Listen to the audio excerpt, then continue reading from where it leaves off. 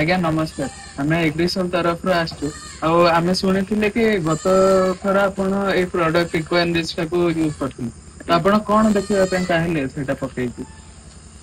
କଣ ଦେଖିବା ପାଇଁ ଏମିତି ଏଇଗୁଡାକ ଆଗରୁ ମୁଁ କରୁଥିଲି, ସେଗୁଡାକ ସକ୍ସେସ ନାହିଁ। ମାନେ ଯୋଉଗୁଡାକ ମାନେ ଇଏ ହେଇଯାଉଥିଲା, ଏବେ ଏଇ ଇକ୍ୱାନରିଚ ଟା ପକେଇଲା ପରେ ମାନେ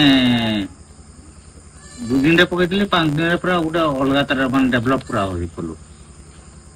ତାର ରଙ୍ଗରେ କି ରଙ୍ଗ ସହିତ ଫଳ ବି ଭଲ ହଉଛି। ଗଛର ଗ୍ରୋଥ ଭଲ। ଆଉ ଆପଣ ଯୋଉ ଧାନରେ ପକେଇଥିଲେ ସେଇଟାରେ କଣ ଧାନ ତ ଏବେ ଦେଖେଇଦେବି ହେଲେ କୁହନ୍ତୁ, ମାନେ ଧାନର ଫୁଲ ଟୋଟାଲି ଯାଉନି। ମୁଁ କହିଛି ଫୁଲ ଜଷ୍ଟ କମ ଯାଉଛି। କେତେ ଅଧିକ ଆସିଲେ ମାନେ ଯେତିକି ଆସିଥିଲା ତାଠୁ ମାନେ ଯେତିକି ଆସିଥିଲା ଡବଲ ଆସିଲା ଭଳିଆ ମତେ ଲାଗୁଛି। ଆଗରୁ କେତେ ଆସିଥିବ, କେତେ କ୍ୱିଣ୍ଟାଲ ବାହାରିଥିବ? ଆଗରୁ ଧର 5 କୁଇଣ୍ଟାଲ ବାହାରୁଥିଲା, ଏବେ ମାନେ 10 କୁଇଣ୍ଟାଲ ହେଇନପାରେ, କିନ୍ତୁ 8 କୁଇଣ୍ଟାଲ ସିଓର ଆସୁଛି।